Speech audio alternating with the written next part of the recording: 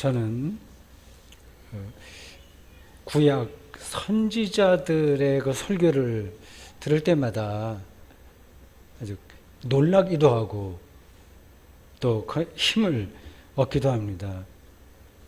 구약이 몇 가지 장르의 책으로 구성되어 있습니다. 모세오경도 좋고요. 그리고 이스라엘의 고대 역사를 다루고 있는 정기 예언서도 좋고요.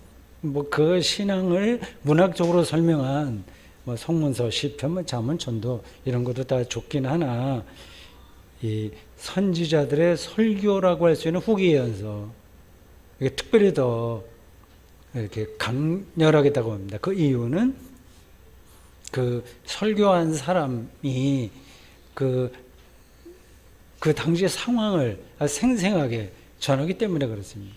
살아있는 이야기인 거죠. 오늘 우리가 설교 본문으로 선택한 이사야 61장에서 이를 확인할 수 있습니다. 놀랍습니다. 먼저 61장 1절과 2절 들어보십시오. 바벨론 포로기 어간, 더 정확하게 하자면 포로 생활이 끝나갈 즈음 혹은 바로 끝났을 때 격변기에 하나님의 말씀을 들고 섰던 어떤 한 선지자, 신학에서는 제3 이사야라고 하는데 어떤 사람의 설교입니다. 주 여호와의 영이 내게 내리셨으니 이는 여호와께서 내게 기름을 부으사 가난한 자에게 아름다운 소식을 전하게 하려 하심이라. 나를 보내사 마음이 상한 자를 고치며 포로된 자에게 자유를, 갇힌 자에게 노임을 선포하며 여호와의 은혜의 해와 우리 하나님의 보복의 날을 선포하여 모든 슬픈 자를 위로하되. 주 여호와의 영이 내게 내리셨다고 해요. 또 기름을 부었다고 합니다. 그러니까 소명 경험을 가리킵니다. 소명이 없다면 하나님의 말씀을 전할 수 없겠죠. 이사야는 선지자로서의 소명, 그러니까 하나님의 말씀을 설교해야 된다는 그 사명을 본문에서 구체적으로 짚었습니다. 5가지예요. 가난한 자에게 기쁜 소식을 전하고, 많이 들었던 얘기죠. 둘째, 마음 상한 자를 고치며 포로된 자에게 자유를 선포하고 갇힌 자에게 노임을 선포하며 슬픈 자를 위로하는 일입니다. 여기에 거론된 사람들은 삶에 지친 사람들이에요. 여기서 대표적으로는 전체 문장 구조로 볼 때 첫 번째로 거론은 가난한 자와 마지막으로 거론된 슬픈 자가 대표합니다. 그 중간에 나오는 마음 상한 자, 포로된 자, 갇힌 자는 모두 가난한 자와 슬픈 자의 범죄에 속합니다. 저는 이 두 계층에 속한 사람들을 설교 전반부에 얘기해 보려고 합니다. 가난한 자와 슬픈 자. 이 가난과 슬픔은 우리의 삶을 여러 가지 모양으로 파괴합니다. 우리의 인간다움을 빼앗겨요. 가난하면 그렇죠. 그리고 슬픈 일을 당하면 그렇죠. 삶을 파괴하고 인간다운 품격을 빼앗는 일은 세상을 선하게 창조하고 사람을 당신의 형상으로 지으신 하나님을 부정하는 일입니다.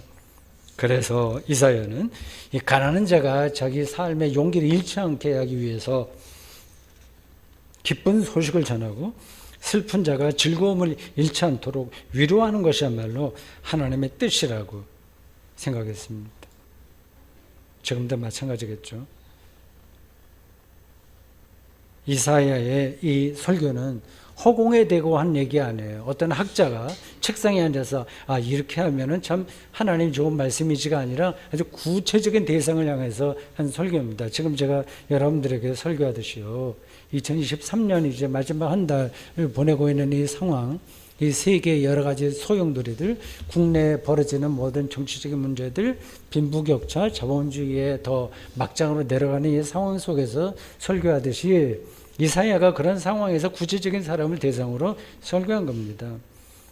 기원전 587년에 발생한 예루살렘 멸망과 바벨론 유수, 우리가 일본에 합병되듯이, 그리고 해방이 되었어도 남북이 분단되었듯이 그러한 상황입니다. 예루살렘 성전 무너졌고요. 성전 제사 드리지 못하고요. 모든 종교적 전통도 유명무실해졌습니다. 지도층 인사들은 바벨론으로 포로로 잡혀갔습니다. 이방 문명권인 그 바빌로니아라고 하는 그곳에서 하나님을 믿는 사람들을 설 자리가 없었어요. 바벨론 사람들에게 온갖 수모와 모욕을 당했습니다. 그런 상황을 시편 137편은 이렇게 노래합니다. 우리가 바벨론의 여러 강변 거기에 앉아서 시온을 기억하며 울었도다. 아마 일제 그 강점기에 독립을 위해서 저쪽 중국 어디나 가 있던 사람들이 이런 심정이 아니었을까 해요. 이는 우리를 사로잡은 자가 거기서 우리에게 노래를 청하며 우리를 황폐하게 한 자가 기쁨을 청하고 자기들을 위하여 시온의 노래 중 하나를 노래하라 함이로다.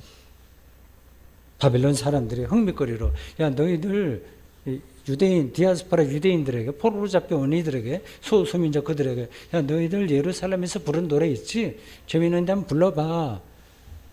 이렇게 요구한 겁니다. 이 노래를 부르고 싶겠어요? 그래서 수금을 그냥 나무에 걸어놓고 하지 않았다는 겁니다. 그런 절박한 상황에서 유대인들은 하나님 신앙의 회의를 일으켰습니다. 아예 신앙을 포기한 사람들도 나왔습니다. 이게 뭐냐? 하나님께서 자기 백성을 지켜주지 못한 무능력한 존재 아니냐? 아니면 우리가 하나님의 백성 아닌 거 아닌가? 이런 생각을 한 겁니다. 신앙이 아주 근본에서부터 흔들린 거예요. 바벨론 유수 때의 유대인들이 바로 이사야가 말하는 가난한 자이고 슬픈 자입니다. 마음이 상한 자이고 포로된 자이고 갇힌 자입니다. 그들을 위로하는 것이 자기의 소명이었습니다.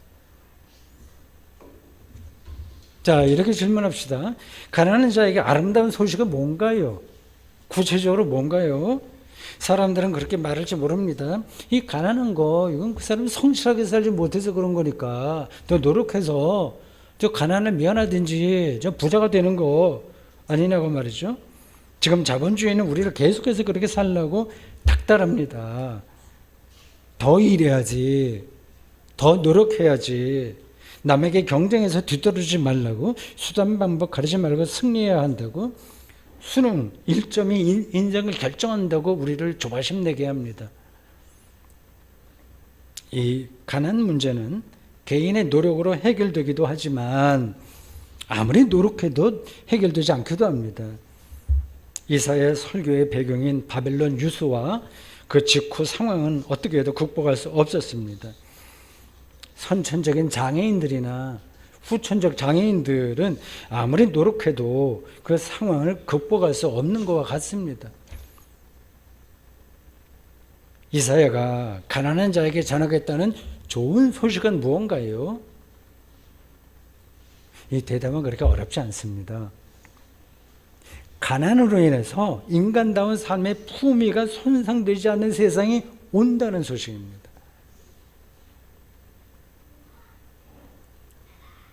삶의 품위도 객관적인 지표로 사실은 말할 수 없긴 해요. 연봉 1억 원을 받아도 근데 이걸로 충분하지 않아. 이런 걸로 나는 삶의 품위를 지킬 수 없다고 생각하는 사람들이 있고요. 그러니까 더 벌어야 되는 거죠. 3천만 원으로도 가능하다고 생각하는 사람이 있어요.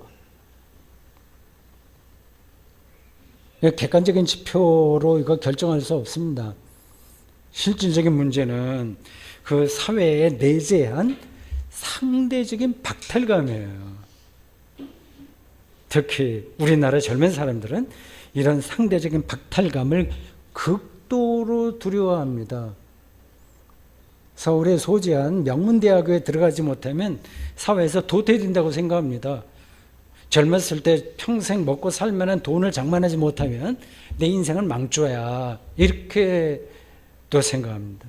그러니까 복된 소식을 듣지 못하니까 늘 두렵고 불안합니다. 그런 상태에서 어떻게 남녀가 사랑하겠으며 어떻게 결혼하겠으며 어떻게 아기를 낳겠습니까? 본문이 말하는 가난한 자는 우리말 성경 각주에서 보듯이 겸손한 자를 가리키기도 해요. 번역이 이렇게 다를 수 있다는 그 말입니다. 그래서 킹제임스 버전은 아나윈이라는 이 히브리어를 니크, 발음은 정확하지 않아요. N-E-E-K, 온순한 사람들이라고 번역했습니다. 가난한 사람들은 되게 온순해요. 그렇지 않은 사람도 있지만 일반적으로는 그렇습니다. 세계 가난한 나라 사람들과 부자 나라 사람들을 생각해 보십시오. 우리나라 사람과 네팔 사람을 비교해 보세요. 누가 온순합니까? 가난한 사람은 의지할 대상이 없어서 온순할 수밖에 없습니다. 온순한 사람들에게 기쁜 소식은 온순한 성품으로도 사람답게 살아갈 수 있는 세상이 온다는 소식 아닐까요? 어려운 거 아니에요. 지금 우리가 사는 세상은 전혀 다릅니다. 온순하면 안 돼. 착하면 안 돼. 손해보면 안 되지. 정신 똑바로 차리고 제목을 챙겨야지 하는 주장이 대세입니다. 이런 세상에서 온순한 사람은 버텨낼 수 없습니다. 우리는 그런 거를 아주 자연스럽다고 생각하면서 세상을 살고 있습니다. 자, 두 번째, 슬픈 자에게 위로한다고 했는데 그 위로가 뭔가요? 여기서 슬픈 자는 단순히 자기 신세를 한탄하는 게 아닙니다. 킹제임스 버전 성경은 이 단어를 M-O-U-R-N, 제가 발음하기 힘드네요. 뭐인가? M-O-U-R-N, 애도하다로 번역했습니다. 슬픈 자는 애도하는 사람이에요. 자기 신세를 슬퍼할 수도 있으나 근본에서는 옳지 못한 세력에 의해서 벌어지는 불행에 대한 애도이고 분노이고 연대입니다. 마태복음 5장에 나오는 팔복에 해당하는 사람들이죠. 심령이 가난한 자, 애통하는 자, 온유한 자, 의에 줄이고 목마른 자 등등입니다. 그들의 영혼은 슬픔이 가득하고 타자를 향한 연민이 가득합니다. 이사야가 말씀을 선포하던 당시 유대인들의 영혼이 바로 그랬습니다. 이 사태를 어쩌지 하는 생각으로 그들의 영혼이 슬픔 가득했던 거예요. 바벨론 포로로 살던 유대인들 중 일부가 보통 1차 귀환이라고 하는데 우여곡절 끝에 예루살렘으로 돌아가긴 했으나 그곳에서의 현실 역시 물질적으로나 정신적으로나 여전히 힘들었습니다. 예루살렘은 50년 동안 버려진 땅이었습니다. 오늘 본문 30절 전반절에 묘사되었듯이 예루살렘으로 돌아갔으나 그곳에서도 그들은 무릇 시온에서 슬퍼하는 자로 살아갈 수밖에 없었습니다.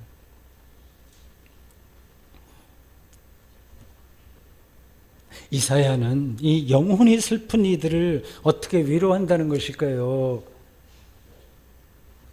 은혜의 해를 선포한다고 했습니다. 은혜의 해. 이 은혜롭다는 말로 번역된 히브리어 라소우는 받아들여질 수도 있다는 뜻이기도 한다고 하네요. 그래서 제가 오늘 킹제임스 버전 자꾸만 얘기하네요. 그게 아주 문자적으로 번역을 했는데 그냥 권위 있는 영어 성경 번역입니다. 좋아요. 거기서 요 라소운이라고 하는 히브리어를 우리는 이제 은혜롭다고 얘기했는데 The acceptable ear of the Lord라고 번역했습니다. 하나님께 받아들일 수 있는 게 바로 은혜로운 일이라는 얘기입니다. 그 은혜의 해는 구약의 안식년과 희년 전통에 속합니다. 안식년은 7년마다 돌아오는 해이고 희년은 7년이 7번 지나서 오는 다음에 50년째를 가리킵니다. 안식년과 희년이 오면 모든 왜곡된 질서가 본래의 질서로 회복됩니다. 종으로 팔렸던 사람 살다 보면 흉년이 들거나 이런저런 일도 해서 뭐 딸이 어디로 팔려가거나 아니면 아버지가 어디로 팔려가거나 자처 어쩔 수 없이 자의와 타의에 의해서 그렇게 되기도 하잖아요. 땅도 이제 어디 맡겼다가 빼앗기기도 하고 그런 일들이 인생사에는 계속 벌어지지 않습니까? 근데 안식년과 희년에는 사람도 제자리로 돌아가고 땅도 원래 주인으로 돌아가야 했습니다. 그게 유대 전통이에요. 안식년과 희년은 안식일 전통에 뿌리를 둡니다. 안식일은 일상을 멈추고 하나님의 창조와 출애굽을 찬양하는 날입니다.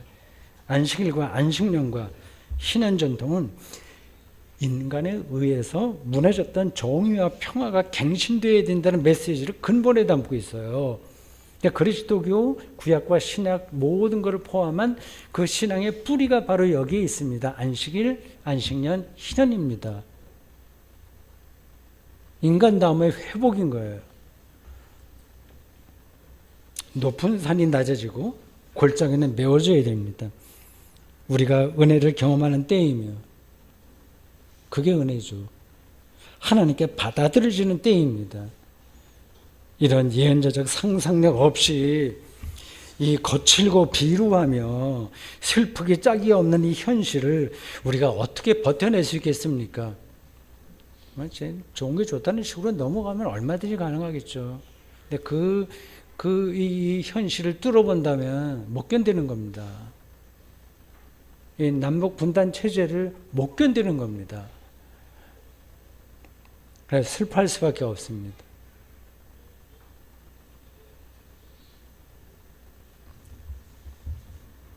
이사야 선지자의 말에 따르면 은혜의 해는 동시에 보복의 날이라고 합니다.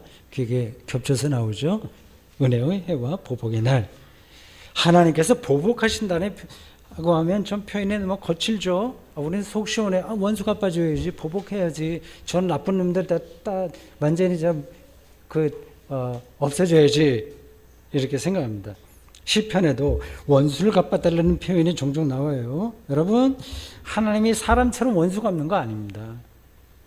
그 생각을 내려놓아야 됩니다. 표현은 그렇게 하지만 그건 다른 뜻이에요. 은혜의 해가 하나님께 받아들여지는 때라면 보복의 날은 하나님께 거부당하는 때입니다. 하나님은 악행을 자행하는 자들을 거부함으로써 보복하신다는 뜻이에요. 그들을 때려부신다는 얘기가 아니라 원수를 박살내는 게 아니라 그들이 하나님의 은혜를 모르는 것 자체가 심판인 겁니다. 8절을 보십시오. 무릇 나 여호와는 정의를 사랑하며 불의의 강탈을 미워하며 성실히 그들에게 갚아주고 그들과 영원한 언약을 맺을 것이라. 여기서 여호와께서 영원한 언약을 맺는 대상은 가난한 자이고 슬픈 자예요. 이게 이제 우리에게 확 와닿지 않아서 문제가 참 어렵습니다. 불의에 의해서 강탈당하는 자들입니다. 여호와께서 다시 말씀드리지만 강탈하는 자를 일일이 상대해서 혼내는 게 아닙니다. 그럼 속 시원하겠어요? 우리가 미워하는 사람들 완전히 망하면 속 시원하겠습니까?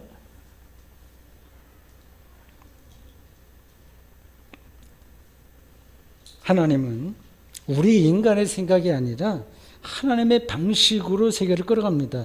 그러니까 사랑하는 자를 더 사랑하는 방식으로 불의의 강탈을 제어하시는 거예요. 비유적으로 이렇게 말할 수 있습니다. 우리 집 아이가 동네에 나가서 놀다가 좀 남폭한 아이에게 얻어맞았어요. 그럼 부모가 어떻게 해야 되겠습니까? 쫓아가서 그 아이도 만나고 그 부모도 만나서 시시비비 가려서 절대 앞으로 그렇게 하면 못하게 다짐을 받는 방법이 있겠죠. 그러나 다른 방법도 있습니다. 자기 아이를 더 진실하게 하고 뜨겁게 사랑하는 겁니다. 그런 난폭한 아이들은 늘 있는 거니까요. 일일이 그거를 다 짚어서 그거를 해결하려고 하면 해결할 수가 없어요. 이 아이를 사랑하면, 이런 사랑을 경험한 아이라면 얻어맞은 것도 내면에서 극복할 수 있을 뿐만 아니라 앞으로 자라면서 자기 문제는 자기가 알아서 해결할 수 있겠죠. 이 비유가 딱 맞는지는 모르겠습니다만은 엇비슷합니다.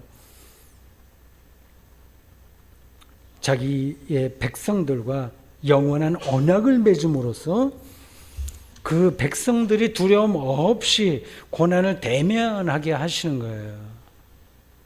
좋은 놈 나쁜 놈 골라서 상 주고 벌 주고 하는 방식이 아니라. 그래서 10절에서 이사야는 다음과 같이 외칠 수 있었습니다. 내가 여호와로 말미암아 크게 기뻐하며 내 영혼이 나의 하나님으로 말미암아 즐거워하리니. 오늘은 대림절 셋째 주일입니다. 대림절이야말로 크게 기뻐하며 즐거워하는 절기입니다. 그래서 주님을 찬양하고 싶어집니다. 라우다테 도미눔. 우리가 아까 부른 그 떼이즈 찬송가입니다. 라우다테 도미눔. 그렇게 싶어지는 거예요. 하나님의 영원한 약속 자체이신 예수 그리스도를 기다리는 절기이기 때문입니다. 얼마나 소중합니까?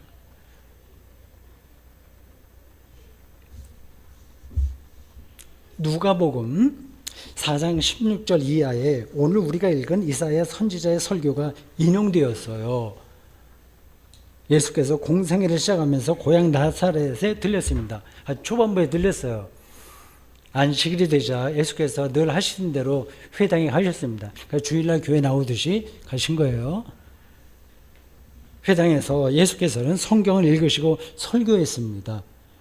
아마 고향 사람들이 이 예수님을 랍비로 인정한 것 같아요. 보통 유랑 랍비라고 합니다. 예수님을 여기저기 돌아다니는 랍비.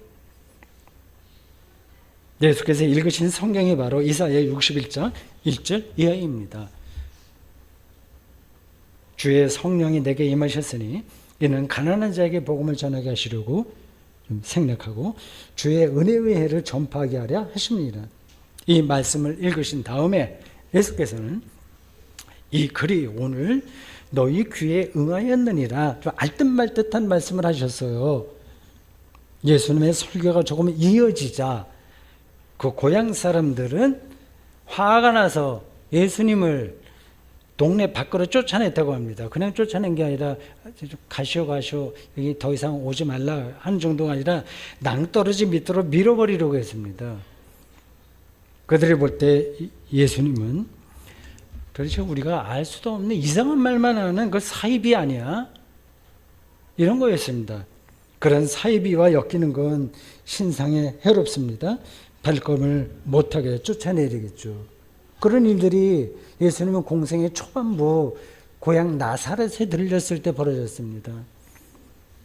그들의 생각이 그 고향 사람들의 생각이 완전히 틀린 게 아니에요. 그럴듯합니다. 이게 어려운 거예요. 그럴듯한 거하고 참된 거하고는 다른 거거든요. 은혜의 해와 보복의 날 그리고 하나님의 영원한 언약이라는 이사야 선지자의 설교는 고대 유대 역사에서 실현되지 않았습니다. 선지자들이 그 경계선에 있어요. 그 세계를 바라보고 있긴 있는데 그러나 그것은 현실이 안 돼요. 얼마나 힘들었겠습니까? 예수님 당시에는 상황이 일단 나빴습니다. 로마가 파송한 총독은 예루살렘과 유대 지역을 완벽하게 통제했습니다. 바벨론 유수 못지 않았습니다. 약간만 저항의 조짐이 있을 때 로마는 일벌백계를 멈추지 않았습니다. 십자가 처형이 그 본보기예요. 예수님 이전에도 십자가로 죽은 유대인들 많습니다. 유대인들만 아니라 다른 그 여러 많은 사람들이 십자가로 죽었습니다. 어떤 때는 수천 명이 때 죽음으로 십자가에 죽었습니다. 로마의 일벌백계의 그 처형 방식이에요. 그 어디에도 하나님의 구원이 보이지 않는 그 깜깜한 상황에서 이사야의 이러한 예언이 나에게서 성취되었다는 이 예수님의 주장을 어떻게 받아들일 수 있겠습니까? 망발도 이런 망발이 없는 거죠.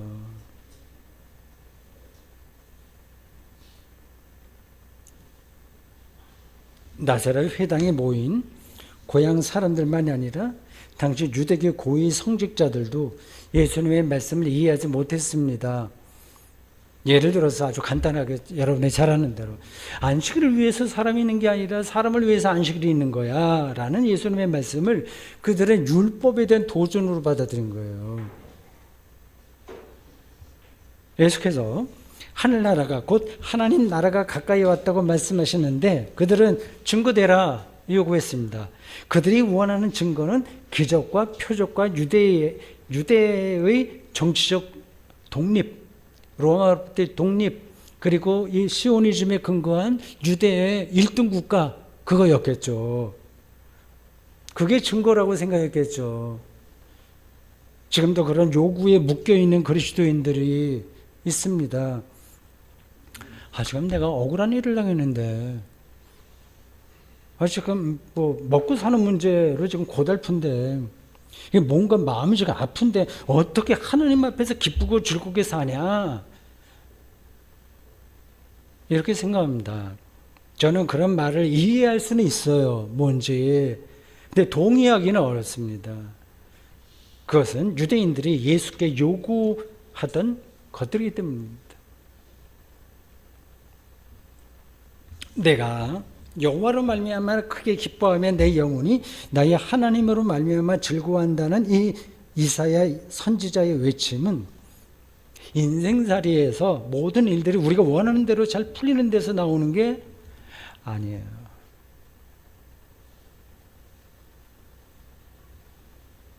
하나님의 언약 자체에서 옵니다. 하나님 말씀을 경험하는 데서 오는 겁니다. 하나님과 일치해서 옵니다. 유대인들은 이 이사야의 설교를 오해했으나 예수께서는 정확하게 이해했습니다.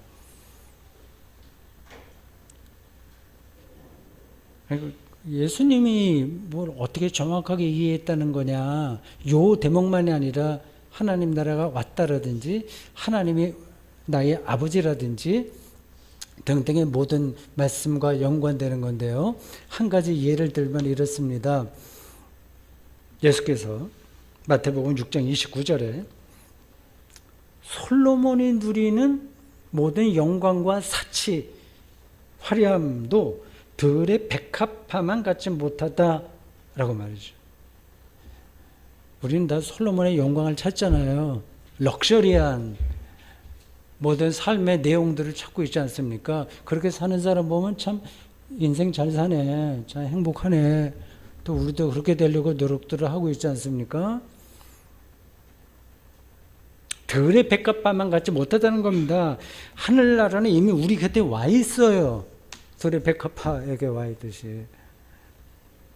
솔로몬의 그 화려한 인생과는 아무런 상관이 없습니다. 이 사실을 정말 뼈저리게 인식하고 경험한다면 공연한 것으로 염려하지 않습니다. 그 염려를 내려놓으면 기뻐하고 즐거워할 수 있습니다. 사랑하는 성도 여러분, 예수님은 초라한 말구유에서 태어났고 무자비한 십자가에서 처형당했습니다. 누구도 원하지 않는 인생이에요. 우리는 바로 그를 임마누엘, 즉 하나님이 함께 하시는 분이라고 믿는 사람들입니다. 더 이상 말구유를 걱정하지 않아도 되고요. 무자비한 인생 걱정하지 않아도 돼요. 이것보다 더 기쁘고 더 위로가 되는 이야기가 어디 있겠습니까? 그렇습니다. 이사야의 설교는 예수 그리스도에게서 성취되었으니 대림절과 이어지는 성탄절 동안 각종 염려 내려놓으시고 온전히 기뻐하며 즐겁게 살아가십시오.